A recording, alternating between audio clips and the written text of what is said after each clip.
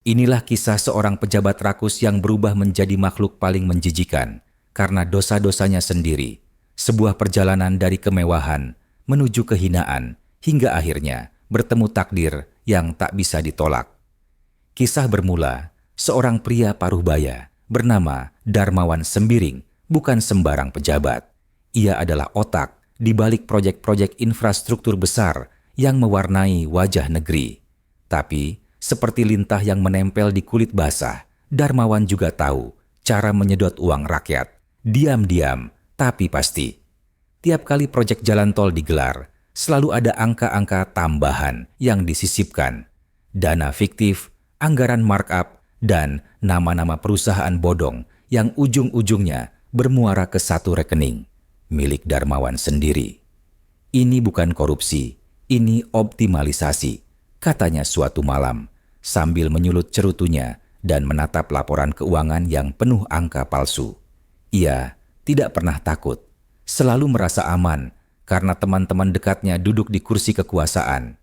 Kalau ada masalah, tinggal main telepon, katanya sambil tertawa bersama seorang kontraktor yang baru saja menyetor 3 miliar rupiah dalam bentuk tunai.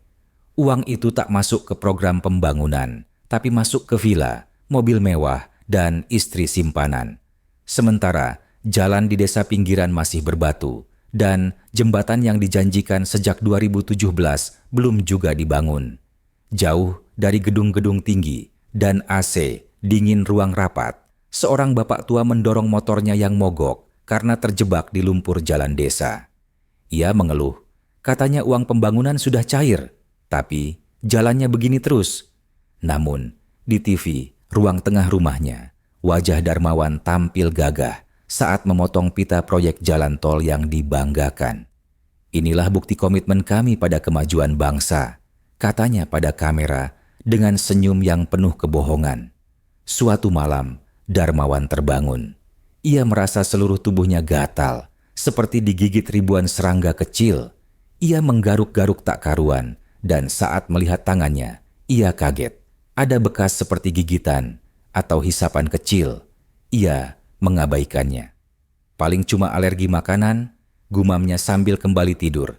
Tak tahu bahwa malam itu adalah awal dari sesuatu yang jauh lebih mengerikan. Di sudut kamar, sesuatu bergerak. Seekor lintah besar, hitam legam, merayap pelan di dinding. Tapi ini bukan lintah biasa. Matanya merah menyala, dan di punggungnya ada cincin giok seperti milik Darmawan. Pagi harinya, Darmawan bangun dengan rasa lelah luar biasa. Seperti habis diperas, katanya pada pembantunya. Tapi ia tetap berangkat kerja, menyisipkan sogokan baru di bawah meja menteri, dan berpura-pura semua baik-baik saja. Hari demi hari, tubuh Darmawan semakin lemas. Wajahnya pucat, matanya cekung. Ia minum vitamin mahal, pergi ke dokter spesialis, tapi semua hasilnya normal. Namun dalam satu kesempatan, saat sedang bercermin di toilet kantornya, ia melihat sesuatu, bayangan lintah yang menempel di lehernya. Sekejap saja, lalu hilang. Ia tercengang, tapi ia menepis, pikiran stres saja. Rapat demi rapat ia hadiri dalam diam. Tak lagi banyak bicara, tak lagi tertawa lebar. Badannya kurus, bahkan jas mahalnya tampak kebesaran. Tapi yang paling aneh adalah perubahan pada kulitnya. Menghitam, lembab, dan mulai berlendir. "Pak Darmawan, Anda sehat?" tanya seorang staf. Ia hanya mengangguk pelan sambil menyembunyikan tangannya di balik meja yang mulai terlihat seperti kulit lintah. Suatu malam, saat lembur di ruangannya yang sepi, Darmawan menjerit. Tubuhnya terasa meleleh, kulitnya melar, dan ia merasa tulangnya menghilang satu persatu. Ia jatuh ke lantai, menggeliat dalam penderitaan. Matanya berubah menjadi merah menyala, dan tubuhnya memanjang seperti lintah. Suara manusia terakhir yang keluar dari mulutnya adalah, "Ampun." Kini, Darmawan bukan lagi manusia. Ia telah berubah menjadi lintah. Tidak lagi duduk di balik meja, tapi merayap di got-got yang dulu ia abaikan keberadaannya. Ironis, lintah yang dulu menghisap uang rakyat, kini hidup di kotoran. Tak ada yang tahu kemana Darmawan menghilang. Tapi ada desas-desus bahwa seekor lintah aneh sering muncul di dekat gedung kementerian. Matanya seperti pernah dilihat sebelumnya. Di sebuah desa terpencil, truk proyek pembangunan jalan akhirnya tiba setelah sekian lama. Warga bersorak. Namun, saat akan mulai bekerja, mereka melihat seekor lintah besar di tengah jalan. Truk itu tak berhenti.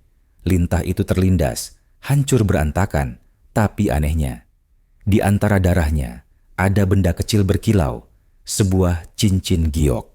Darmawan kembali ke wujud manusia, tapi bukan sebagai pejabat, bukan di gedung kementerian.